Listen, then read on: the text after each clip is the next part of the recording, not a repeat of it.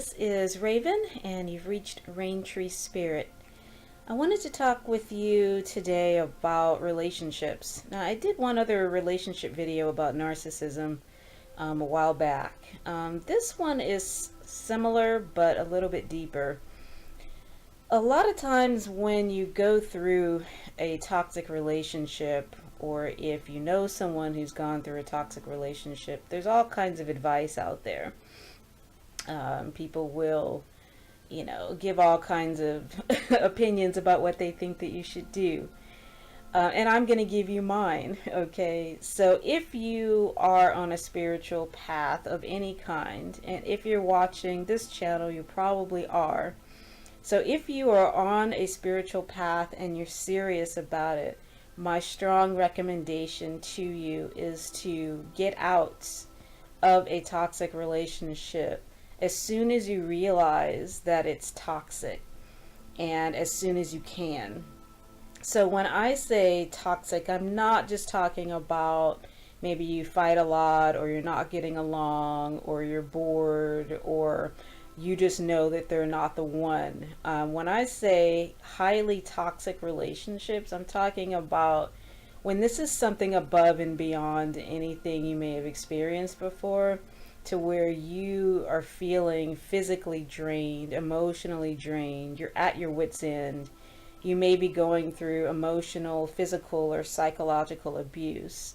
If that is the case, then you're in a highly toxic relationship. And my advice to you, again, is not to get counseling, not to pray about it, but to get out, okay? And the reason why I feel so strongly about it, and I've come to feel very strongly about it just from studying the various issues involved and from my own experiences in the past, I really do think it's a matter of spiritual life and death. Maybe physical as well, but certainly spiritual. It's very, very difficult to impossible to live a spiritual life if your primary relationship is highly toxic, okay? And what really got me thinking was a book that I'm reading now called The Demonologists. This is about the work of Ed and Lorraine Warren, who were demonologists.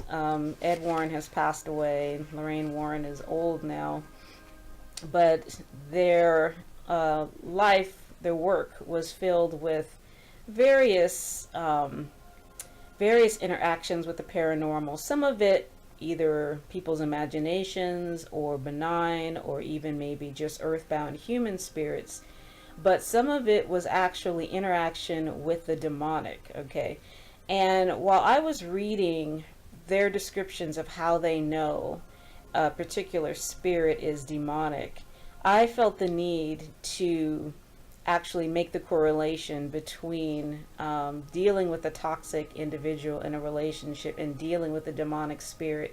Because if you read the book, and if you know anything about how demonic spirits manifest and how they infiltrate a person's life, it is very similar to what you'll find in a toxic individual. Now, usually we label them narcissists, but there's an entire spectrum called cluster B of these types of personalities that are highly toxic. And whether you actually have a diagnosis or not, it doesn't matter. You know your experience. So these are some of the ways that I feel that dealing with a toxic individual in a romantic relationship is similar to dealing with a demon in your home. First off, narcissists and demonic spirits approach their targets in a way that is largely positive at first. So there will be stories of people, perhaps they're practicing some sort of black magic or some other esoteric tradition or ritual that is decidedly dark, and they are deciding to go against the Wiccan Rede of and it harm none, and it harm no one, do as you please. So if you're engaging in black magic, then you are engaging in manipulation of another person's will. And sometimes it even goes so far as to wishing harm on people, or, you know, cheating people out of their money, or, you know, whatever, what have you. If you're practicing some of these dark rituals, you may not know what you're dealing with. And so there is a price to be paid. So in the beginning, though, it looks great. It looks like you're getting what you want. So perhaps you do some sort of manipulative ritual to seek revenge on somebody, and then you see it happen. And you're so excited because you're like, wow, I'm so protected. Yeah, everything looks great now, but that is equivalent to the love bombing stage in a toxic relationship. So they will seem to be the answer to every prayer you've ever had, and that is the gateway into your life. Okay. Secondly, they prefer to remain hidden. So demonic spirits are not trying to announce themselves right away. Okay, usually they would prefer to do their dirty work in secret. They don't want to announce themselves because they don't want to be thwarted until they've gotten what they wanted. So similarly, in a toxic relationship, what they do will be hidden and secret, and very few people will know anything about it. Okay. Next, they need both. Both demonic spirits and toxic individuals need your permission to enter your life. Okay, they don't just show up and push their way through. You have to invite them. Now, it could be a passive invitation, but it's still an invitation, by engaging in things you know you're not supposed to, or by accepting a date with this person, or staying in a relationship even when you start having red flags. This is permission for these entities to enter your life. Okay. They both target specific individuals, so not everyone will have the same negative experience with a narcissist or toxic individual, or even with a demon, because not everyone is sensitive to it. So they specifically target people they can get the most from.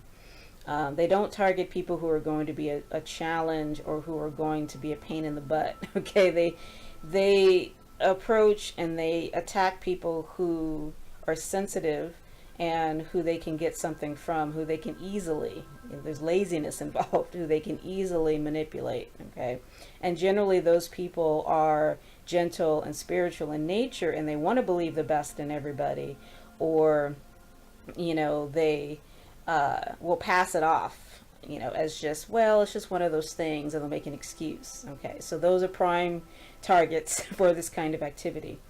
They seek to isolate and confuse you. Okay, so this is a prime tactic. Part of it, I believe, is just for kicks, and part of it is the breaking down process. So the goal is to break you down enough so that you have no further walls around yourself, and then you can be plundered. Okay. Next, they create plausible deniability, so that if you were to try to tell somebody and try to get some help, they won't believe you. Okay. And if you've been in a toxic relationship, and I've heard some stories of people in extremely toxic situations, but the person was perfect on the outside, so other people never got a chance to see their destruction. And so when this poor victim comes and says, you know, this guy is doing, or this girl is doing this and that to me, people don't believe you. And so that is also a tactic, because more and more you're isolated and you're feeling hopeless. Okay.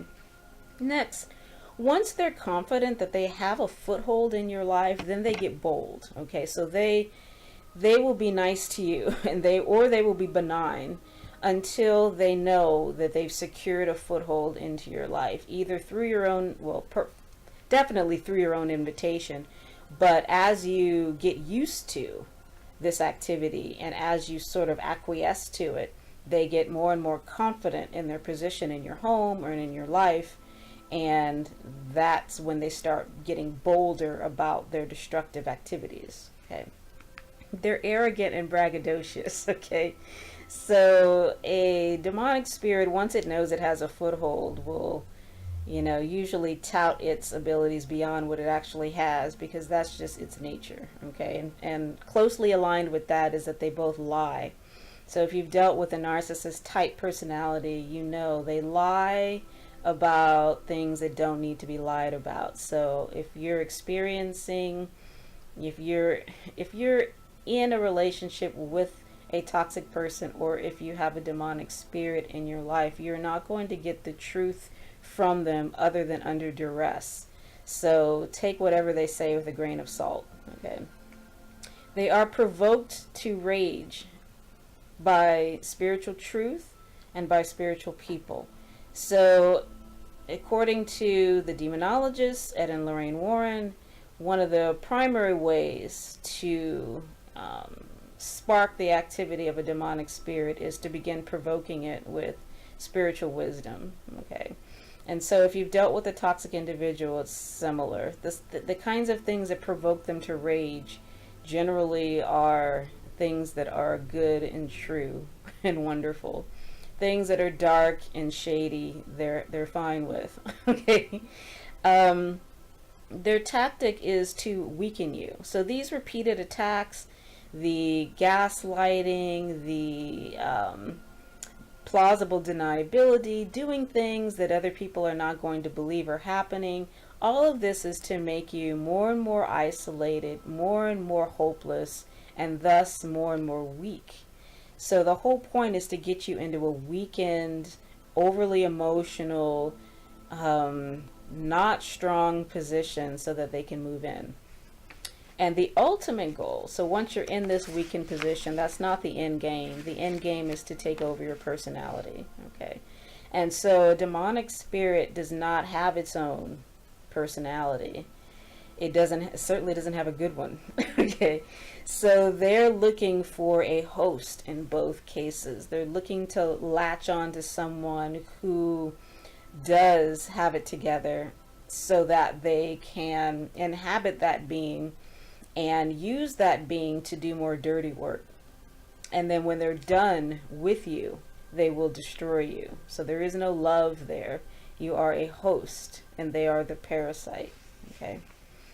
So if you are involved with either entity, either the narcissistic type individual or the demonic spirit, there are only really, to my mind, 3 ways it can go.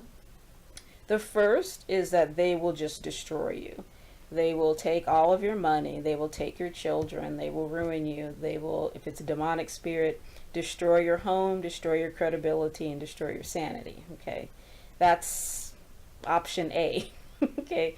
Another option is that you will muster the energy to fight, and you will go and you will get help from someone like Ed and Lorraine Warren or your priest or whoever.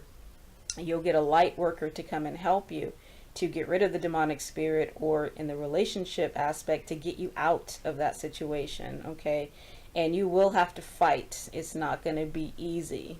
No narcissist and no demonic spirit ever just said, okay, you don't like me anymore, go in peace. No. Okay, so you're going to have to fight. That's option B. Option C, and this is the whole point of why I did the video. Some people make excuses for why they need to stay, or, you know, why maybe it's okay to stay, or maybe this person just needs love. And no. If you don't get out, then option number 3 is that you will take on the traits of that entity. You will become more and more like that toxic individual, because there comes a point where they've weakened you to such an extent to where they've infiltrated your very personality and you don't realize it. Okay, you have become a toxic person, and that is what's waiting for you if you stay. Okay. And it may have already started happening to you before you start waking up and realizing that you don't want to lose yourself, okay? And if that's the case, and particularly if you're on a spiritual path, you have things to do in this world, okay? We need you. This world is dark enough as it is. If you are a person of the light, you cannot waste your time playing footsies with demonic entities. You have to get out of there so that you can find your path, walk it in spiritual freedom and joy, and not allow the life force in you to be sucked out by any kind of dark energy, especially a romantic relationship. It's just not worth it. So my advice is to do whatever you need to do to get out. Okay? That's all I have for today, and I mean it. I mean this very strongly. You are blessed of God. You matter. You have a place in this world that is irreplaceable, and we need your spirit. So have a beautiful day, a beautiful week. Until next time, peace and love. Thank you.